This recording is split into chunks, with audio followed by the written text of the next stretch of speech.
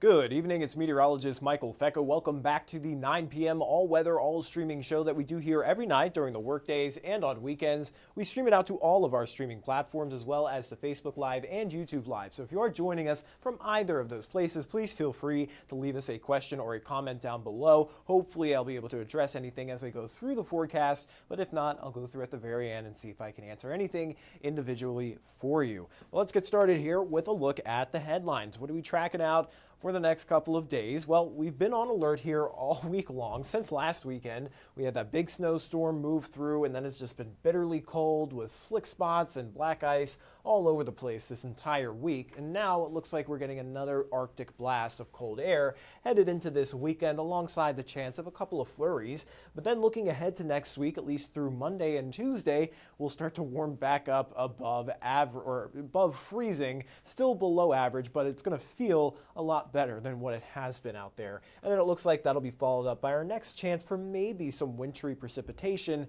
Tuesday and into Wednesday. But those details still aren't very clear yet in terms of how impactful that may be. So I'll be keeping an eye on that over the next couple of days, and I'll talk a little bit about that right here in this forecast. But let's get started with a look at our setup across the U.S. right now.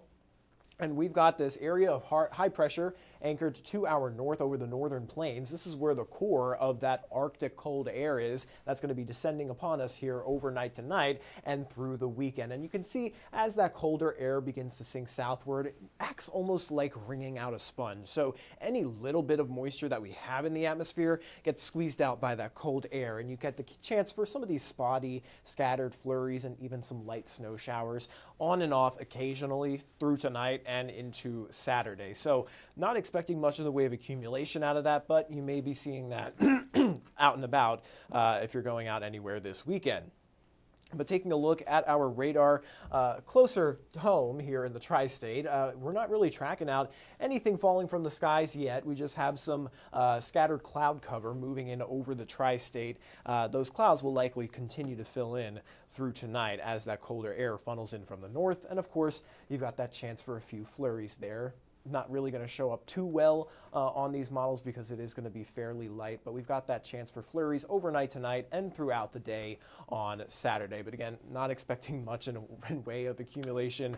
Perhaps a quick little dusting is possible here through the weekend. So you may have to swipe off your car windshields again, or maybe just blow off your steps, similar to what you had to do this morning. So nothing really major in that way, but what will be making the headlines is the cold. So let's take a look at those current temperatures. We've already cooled down mostly into the teens at this point, low to mid-teens. 12 degrees there in Huntingburg and Fairfield, sitting at around 13 here in Evansville and around 16 down towards Madisonville. But when you factor in the littlest bit of a breeze, it makes it feel a lot colder out there. So we've got feels like temperatures that are already down to close to zero here in the Evansville area and in the single digits elsewhere. 0 in Evansville, same thing in Fairfield, only around 2 in Huntingburg and 3 in Henderson, Madisonville, and Owensboro. So it is already starting to feel quite bitter. And that cold weather advisory is now in effect. That went into effect 3 minutes ago. So we are on in this cold weather advisory through at least tomorrow afternoon for the entire tri-state. So overnight tonight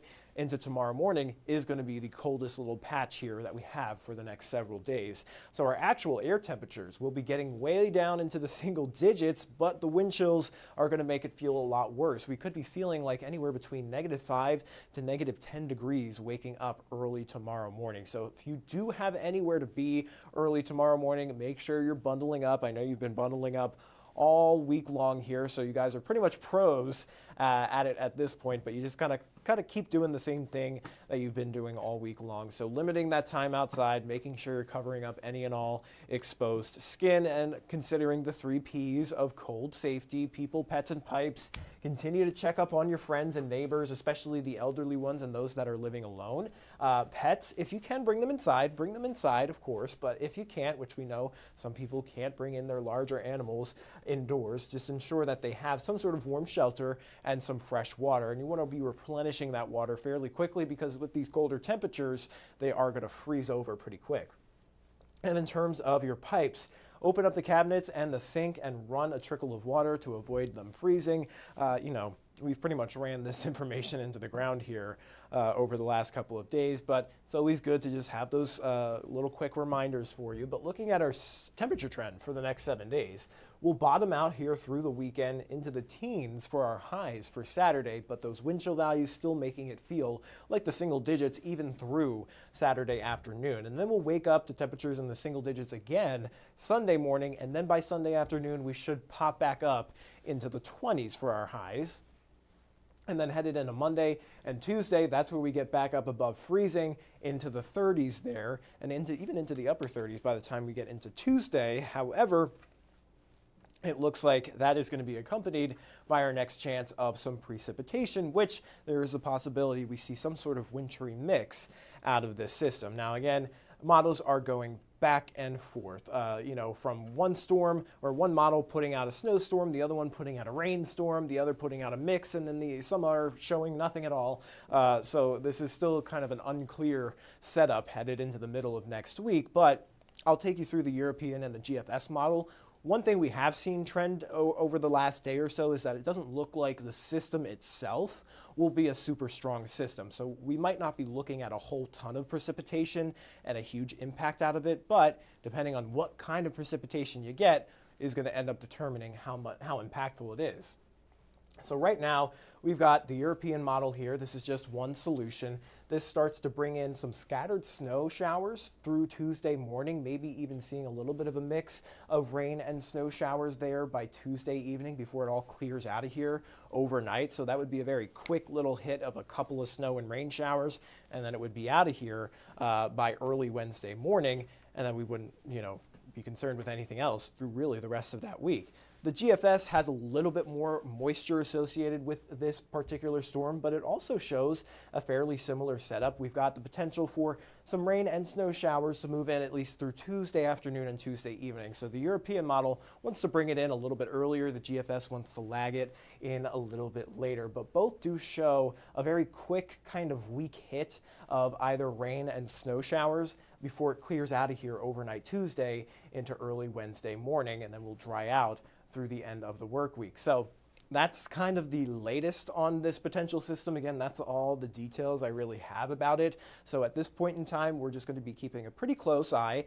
As of it stands right now, it doesn't look like it would be a major storm system. So again, nothing like what we saw last weekend, but it may still hold some sort of impact for us, especially if we get some kind of wintry mix out of that. So that's something I'll be fine tuning here over the next couple of days. But let's go ahead, I'll take that full screen. Let me check out some of the comments for you. All right, Emma here, she's saying good evening to you. Same thing to Mitzi and Cheyenne. Suzanne's so ready for warmer weather. Me too. I'm really eyeing up Monday and Tuesday there, temperatures up in the 30s, which isn't warm by any means, but it's a lot warmer than what we have been, so it's going to feel good.